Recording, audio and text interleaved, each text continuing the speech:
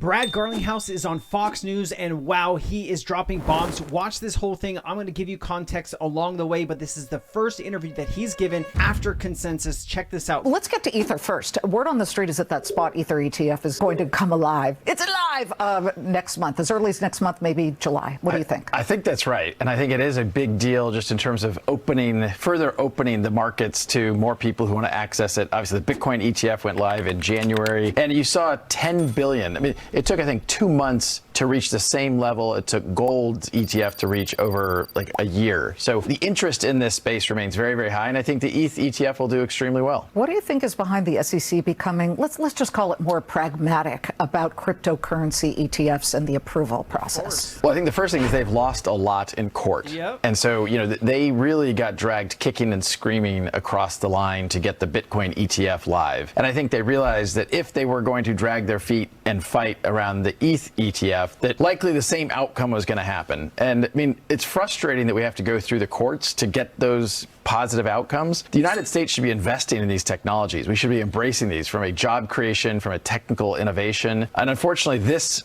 SEC has been fighting it, every step of the way. I've known you for, 7 years now. Back then, y'all didn't have that loud a voice. For sure. It feels like you do now. So what about an XRP ETF? You were speaking at the Consensus 2024 conference just a week ago. I've got a great video about Brad being at Consensus. I recorded the whole video. That video should be out any day now on my channel. It will come out before this. That was a great update on the SEC, the Ripple stablecoin, and the future of Ripple and XRP. Also, thank you so much. We reached 27,000 subscribers. I can't do any of this without you. So from the bottom of my heart, thank you so much. This has been an incredible journey, and I'm so thankful to have you along the way. Inevitable, not just for XRP, but Solana and Cardano, et cetera, et cetera. Right. But XRP in particular, the SEC has tried to throw you down in court. Yeah.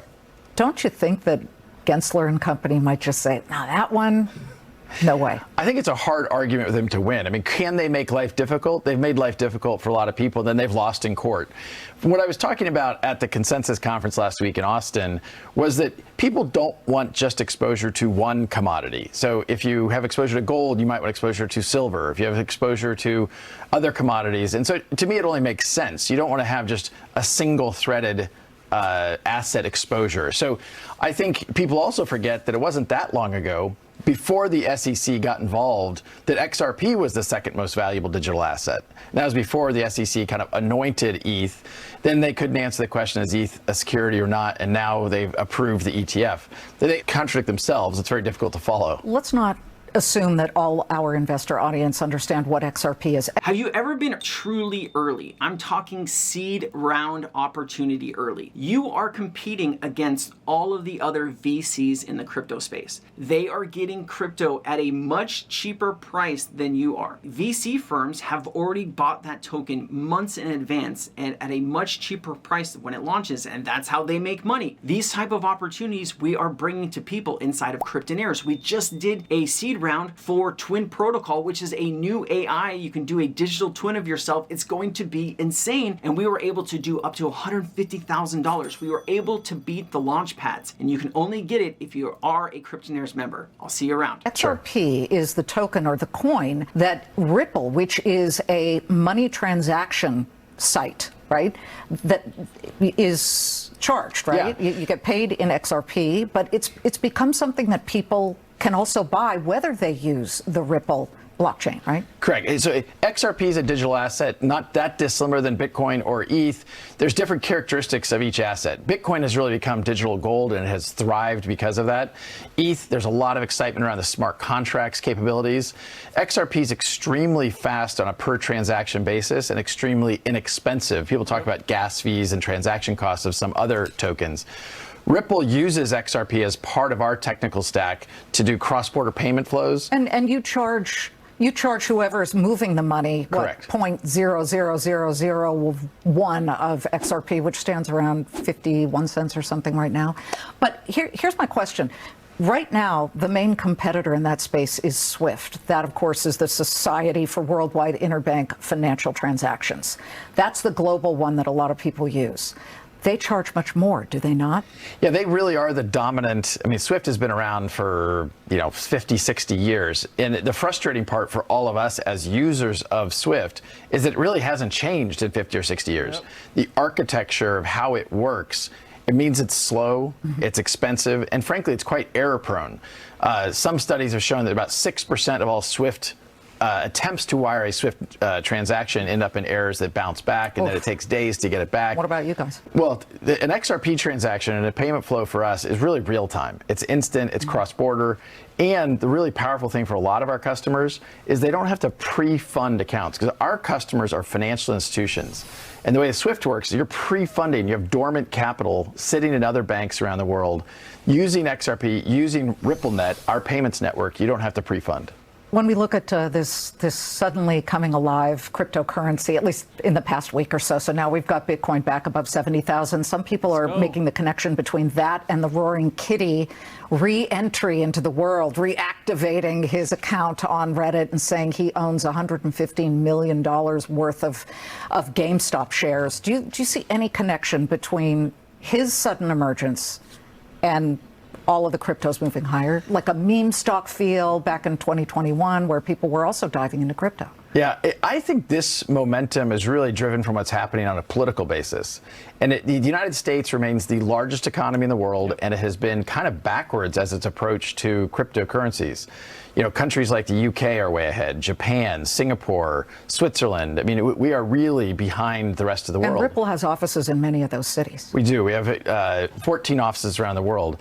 And so for me, I think what's really driving the momentum right now is seeing that, you even said this earlier, the voice of crypto, the voice of Ripple, and is really gone up in the conversation in the United States. I think you're seeing shifts. Well, some of that is money. You yourself, over the past 2 years, have given a total of $50 million to Fair Shake, the lobby firm that cryptocurrency people are really kind of filling the coffers there. And suddenly you have Donald Trump saying, I'm the crypto president. You have Joe Biden making some noise about, come on, lay off the regulations a little bit. You guys suddenly have a voice. You're the kitten that roared in a way. Yeah. So I think it's less about. She loves to bring Roaring Kitty into this. Having Roaring Kitty come back was great. The reason things were so insane back in 2021 is because most of us were at home because of COVID. And we all had a lot of extra spending cash because there was a lot of money that got printed in 2020 and 2021 given to regular people. I do think that the bull market, we are in the bull market. We've been trading sideways for some time, but we are heading to a really incredible place, maybe a 10 or $12 trillion market. We should be having a fantastic market until mid 2025, even into the late months of 2025. But you definitely want to have a plan. What are you going to do with all of this crypto once the bull market ends? You want to have a plan so you can exit. We talk about this all the time inside of Kryptonaires. That is my community where I'm sharing all of my alpha. I just shared a 150x meme coin called Let's Fucking Go. I called it 2 months ago at 200K market cap. I did it on a live free Sensei chat too. It's at $30 million market cap. That was a free project that I gave everybody. I hope you made some money on that with me. The roaring kitten, and more about, hey, you're seeing some of the political machinery in the United States move and act.